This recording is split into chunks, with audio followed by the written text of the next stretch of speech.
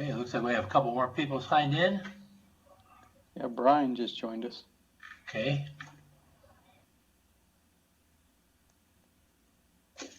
Hopefully we get 4 more commission members. Yeah, they're making us sweat it tonight for some reason. Yeah, I see that. Oh, there's Bob and Doug. Bob Beaudry. Yeah, I'm here. Welcome, Bob. Thank you. Thanks.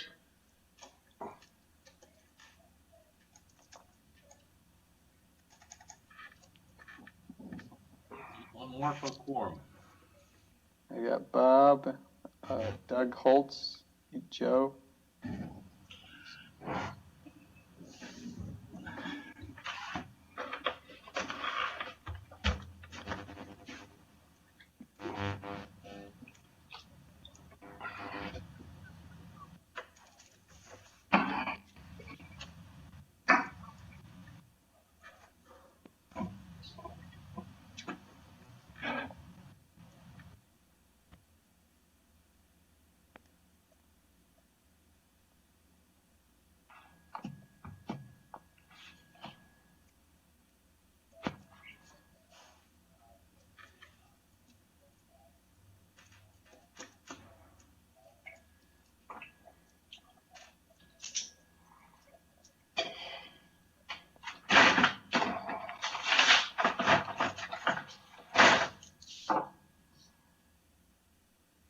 We have someone else that just joined.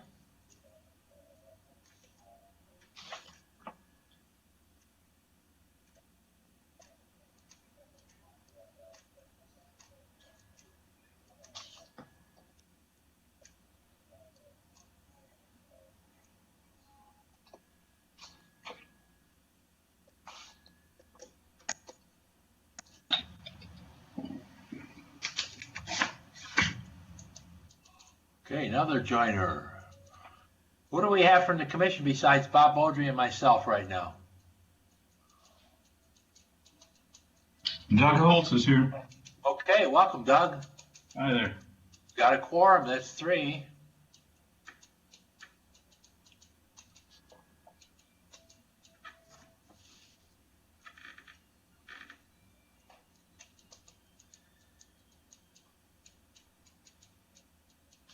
Okay, someone else just signed in. Joe or Melissa, have you signed in?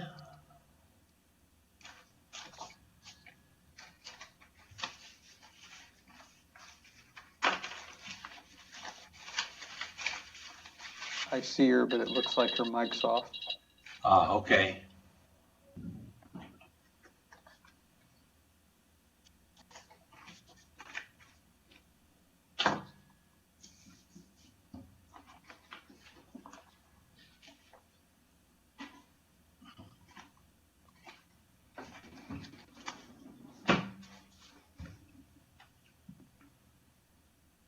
And we have someone else that just joined us.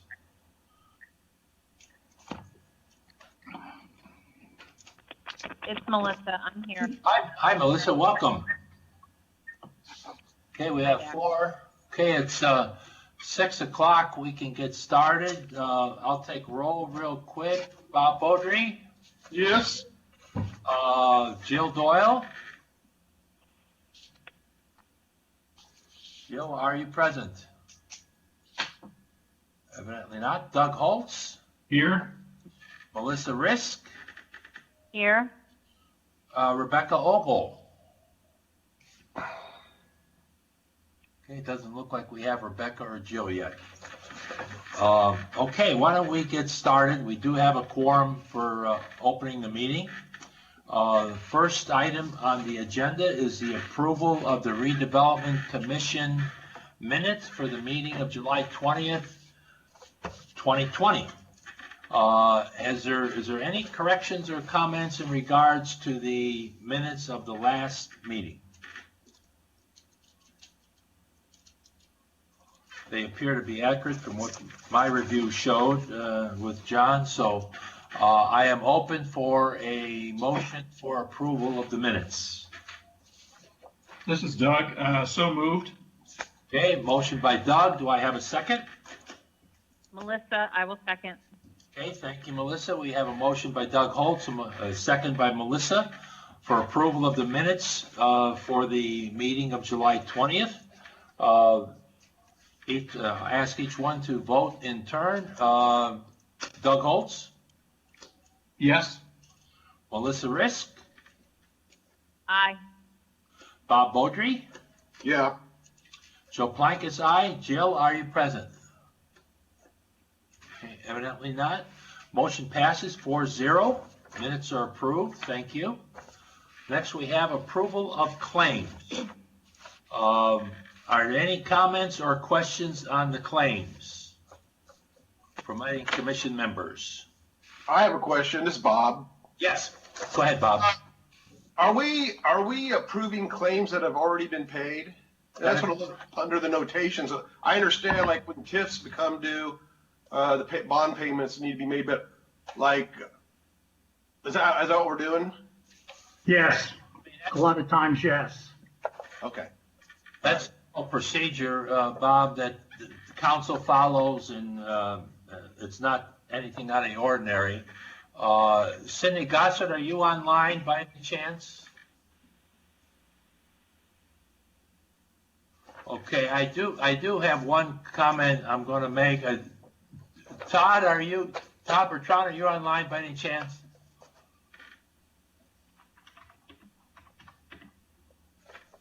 Hearing none, I'm going to assume he is not. I noticed a notation, folks, on the debt service invoice from Huntington, which was really the fifth document in the backup information, well, fifth document for the claims. And I noticed that that document was generated by Huntington on June 17th, 2020. Then there's a notation written on there where a wire transfer was made on July 30th. The payment is due on or prior 5 days to the 27th of July. So that's a late payment. So if there's no objection from fellow commission members, I am going to send a note to Cindy Gossert asking why this payment was made late when we had the invoice. It was generated on June 17th, more than a month before the payment was due, and we made a late payment. And I think we need to make sure that we can operate more efficiently than that, certainly for any RDC business, to make sure our payment's on time so we don't have late payment charges. There's no indication here that there was a charge. And if Cindy was available, I'd be asking her if what generated this particular late invoice when we had more than a month to pay it. So if there's no objection from fellow commission members, I will send a note. I will copy everybody on that note asking what I think are a couple pertinent questions. Hey, Joe, Yes. this is Bob again, and I'm glad you brought that up because I perused over that a little bit, and I was a little confused between the payments and all the notations and the numbers everywhere, and I wanted to ask, would it be any way possible for us to get like a yearly summary of the gigabyte broadband TIF for each year up to this one so that we could reconcile it with the Huntington Bank TIF revenue notice? Because, I mean, we're kind of playing from, we don't know what's happening to us, but it would help us, I think, as RDC members to see what's going on a little bit better and in the future know, like, when things like this pop up. Yeah, I don't even know, like, how much longer do we have on this TIF, and are things going as planned? I mean, is it on schedule? Things like that, I'd like to know. I don't know about the other RDC members. I think, to answer your question in one way, John supplies us with that spreadsheet showing balances in the accounts, and in each particular TIF, regardless of whether there's any development taking place or not, it does show a cash balance, and they're all positive, which means, number one, we really don't owe anyone any money, if I'm stating that correctly, Mr. Rogers. Is that possible that you could update us, John, let's say through July? Hold on, John. Okay. Go ahead, Joe. Yeah, is it possible you can give us an update, John, that you got that very nice spreadsheet that you put out periodically showing each of the various TIF districts, the dates, the balances, and so on for those that do have bonds outstanding. I think that's a real good document to be able to give to all of the commission members, so we have a clear understanding. If we have any questions, certainly we can ask those questions at that time. But meantime, I think I'll also send is this something you can provide, John, or we have to get something from Cindy? Joe, this is Zager. Yeah, hi, Brian. Bob, I was listening to your question and it kind of wandered back and forth between what the clerk's able to supply and what John's able to supply. So rather than just leave this meeting with an agreement to either do or not do what you said, can you put that in an email and send it to both myself and John? And you can copy Cindy as well, but I think what we can do once we have that is get the information from the various sources and get it to you so that the questions you're asking are being responded to by the right people. Sure. Yeah, and I didn't know. I mean, I just thought it'd be easier if we had a yearly summary that we could kind of see the tracking on it and kind of like, see how it's progressing along and if it's on schedule or not and how things are going. So it would be beneficial for me. I don't know about the others, but it would really be beneficial for me to see that kind of stuff. Oh, it's helpful for everybody, Bob, not just you. So when you send that email, Bob, if you would copy all the commission members as well as Brian and John and Cindy, I think that'd be great. And, then we'll, as Brian states, we'll let the appropriate parties respond in kind with the information that should keep us all up to date. Awesome. Okay. Okay. Okay, we answered your original question, Bob, is yes, we're approving the claims after the fact, so to speak, in most cases, because there are due dates and the like, and it may not necessarily jive with our meeting dates. The other thing I think we could look at is see if we can get advance notice of when payments are coming due. And there's things I think we need to work out with the clerk treasurer's office in regard to that, so that there's a I'll call it a tickle system or an advance notice system where the contracts that we have for the bonds and the like should be entered into their system rather than waiting for invoices. I think we need to get ahead of the curve and have a more efficient operation, from what I understand as to how it's done today. Okay. And I think it adds to the transparency and also adds to a more efficient operation overall. So you'll all see my email that I'll send out to Cindy tomorrow in regards to this particular invoice. But again, we'll work try to get some of the other things identified and hopefully get a resolution to them. So we're back to approval of claims. If there are no other questions, do I have a motion for approval? This is Doug Holt, so moved. Okay, motion by Doug. Do I have a second? Joe Plankus, I'll second that motion. So we have a motion and a second for approval of claims. All in favor, please signify aye. I'll read through the names. Doug Holtz. Aye. Joe Plankus, aye. Bob Beaudry. Aye. Melissa Risk. Aye. Jill, are you on board yet? Evidently not. So we have a 4-0 motion passes for payment of claims. Thank you very much. Next item on the agenda is the public hearing for confirmatory resolution for the SCP allocation area, resolution 09-2020. Catherine, if you'd like to elaborate on this one, that would be wonderful. Yes, sir. Catherine Finello with Krieg DeVault. The confirmatory resolution you have before you is the final step in establishing the tax increment allocation area for the SCP project. This is a step to consider in a public hearing, which you will open up shortly. Any comments or objections. And so if there are none, you would proceed to consider adoption. There have been no modifications or changes of the declaratory resolution, which was adopted by the RDC on July 20th. And the public hearing was properly advertised as we have received the proofs of publication. Okay, great. Well, are there any questions or comments from the commission before I open up for public hearing? Hearing none, we'll open up the public hearing at 6:11 p.m. Kevin Todd, are you online? I am. Do we have any input from the public that you've received via email or other means? I have not received any email on this item. Okay. John, is there anything you want to add to this resolution? Not at this time, Joe. Okay. Having no input, we will then close the public hearing at 6:12 p.m. Open for discussion by commission members.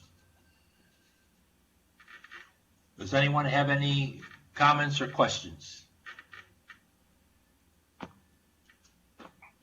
Okay, hearing none, we'll look for a motion for approval of Resolution 09-2020.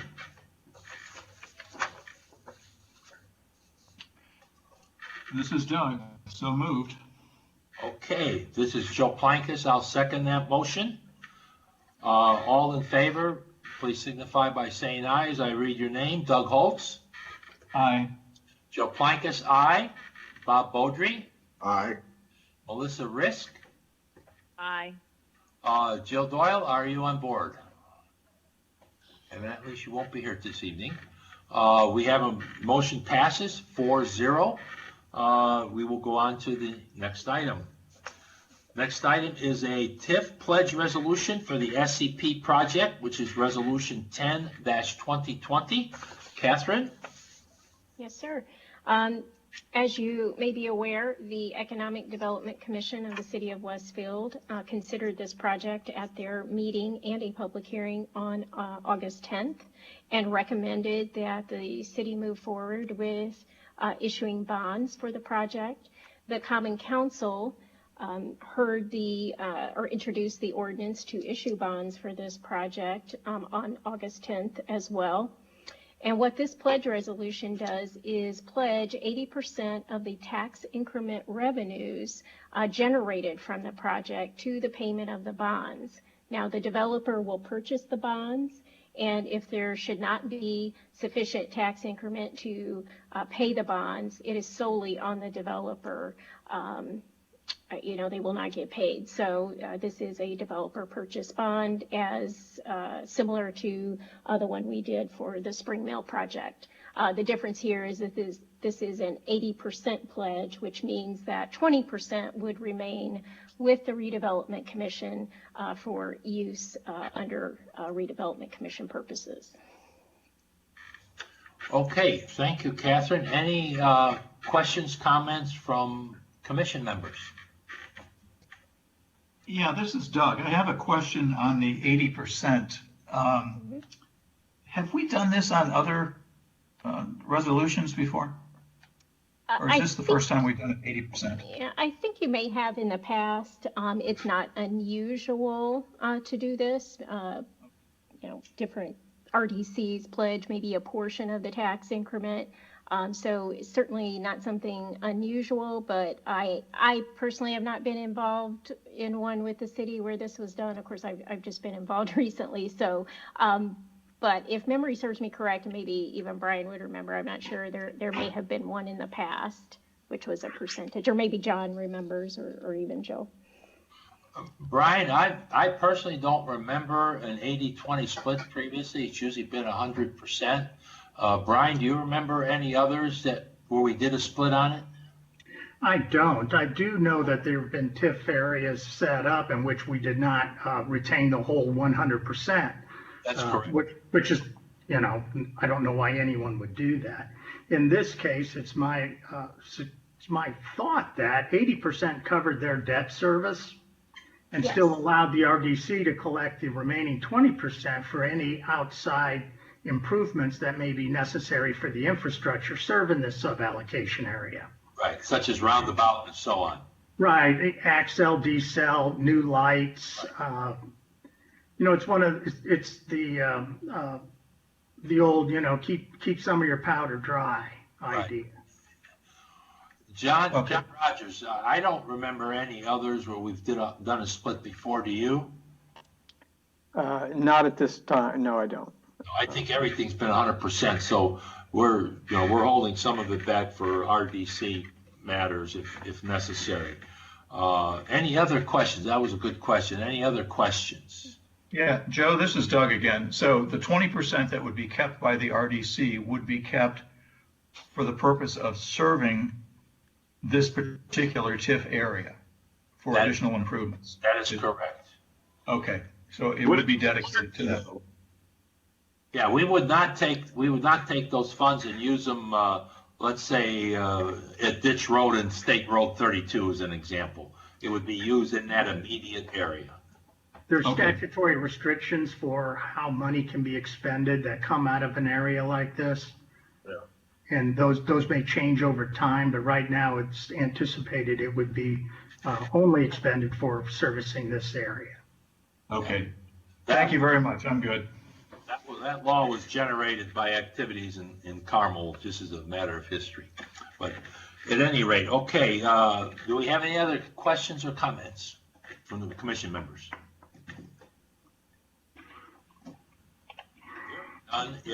Open for a motion for approval of resolution 10-2020. This is Doug, so moved. Okay, do I have a second? This is Melissa. I'll second. Okay, a motion by Doug Holtz, a second by Melissa for approval of the resolution. We'll take a roll call vote. Doug Holtz, Aye. Joe Plankus, aye. Bob Beaudry, Aye. Melissa Risk. Aye. Motion passes 4-0. Thank you for that. Let's see, John Rogers and Brian, do we have any additional business that we need to conduct this evening by the RDC? None that I know of, Joe. Hey, Okay, John, I do not know of any either. I have a question. yes. Sorry about that. This is Bob Beaudry again. Yeah, go Hey, ahead. and I know I spoke with Joe and John about this a couple weeks ago, I think it was, but I'm still interested in finding out about the Westfield Athletic Properties land lease over there at Grand Park. I spoke with the clerk treasurer's office, and according to the information I've gotten from them, we haven't collected any lease payments yet on that property. And I looked over the lease with them. It looked like the first payment was due September 1st of last year, and the second one's going to be coming due September 1st of this year. And so I was just wondering, was there any follow-up information on that? Because it's a little bit concerning if we're not actually collecting the lease payments that were required under the lease agreement. And I don't know if any of the other RDC members are aware of this, but I'm a little bit concerned about that. Well, if you were concerned, you didn't let me know before this meeting. I think the payments have been collected, and I'll be happy to discuss that with you. Well, Brian, honestly, I asked John about that. I didn't know I had to go through you to ask that. You don't have to go through me. You don't have to go through me to ask John, but I just, I'm the nobody. money's not showing at the clerk treasurer, so I don't know. I mean, I don't know how these things work, but it doesn't make it. I guess I need to get informed, or the rest of us might need to get informed of how it's working, because the clerk treasurer's office, is telling me that no payments have been received for that lease at all. And they just called and told you that? Who did you talk to at the clerk's office, Bob? Well, today I spoke with Cindy Gosford today, and she's on vacation. I tried to reach Misha, but she said, as up until the point where she left to go on vacation, that nothing had changed. So unless it's been recent, which would still make the lease payment 11 months past due. So I'm just trying to figure out, I mean, it's part of our responsibility as RDC members to kind of track this stuff and I don't know if that's true, Bob. The clerk, really. well, the clerk does the financial accounting for what you folks do. She collects the money, she sends it out. So I guess, obviously, if we don't have Cindy or Misha available to respond to Bob's question, why don't you, let's do this, Bob. How about if you write an email, copy all the commission members and Brian and John Rogers, and send a note to Cindy's office asking your question. And, bullet point it whatever way you need to do it so that you make sure it's clear to them what you are requesting. I mean, I'll do that, but I just don't understand. It seems like a pretty straightforward question. I mean, it should be pretty easy to answer. I mean, and I asked it 2 weeks ago. I just heard it today. Well, I'm sorry, Brian. Yeah. I'll copy you in the future on questions like that I have, but are you aware of a lease payment being made? Well, I'm generally not notified of payments, but I know there was a disagreement, let's call it, as to when the lease was to start. Yeah. Well, I mean, I was just looking at the verbiage of the lease, and it said earlier of 2 dates, which I came to take as September 1st, and it might have been a date in October. I don't know, but either one has been come and gone quite a while ago. I think that the project was actually, if I'm not mistaken, in the little bit of checking that I did, Bob, is that the project was actually finished, I think, like in October of 2019. Right. Now, what I don't know, I have not seen the lease. If you have a copy of the lease, please send it to me. I don't have a copy of it. Okay. If you've got an email copy or whatever, and we'll certainly get into it further. But my understanding, and it depends on what normally on a land lease, I think you make the payment, you might say, I guess, in arrears, so that you would pay it on the anniversary date. But every lease agreement obviously could be different, and depends on what the terms are of this particular lease. So, John, if you got any insight you can add to the equation here? No, just as Brian stated, we are trying to come to terms on the actual start date of the agreement. Okay, so there's a discussion going on between the city and the owners of the property on the lease payment date, as I understand it. Is that correct? That is correct. Okay. I will do some checking tomorrow with Todd Bertrand and see what kind of feedback I can get from Todd to see if there's a. Hey, Tom, though, is it possible that a lease payment has not been made yet? I don't know, Bob. We'll look into it. I'd be happy to look into it. This is not the place where I can check payments.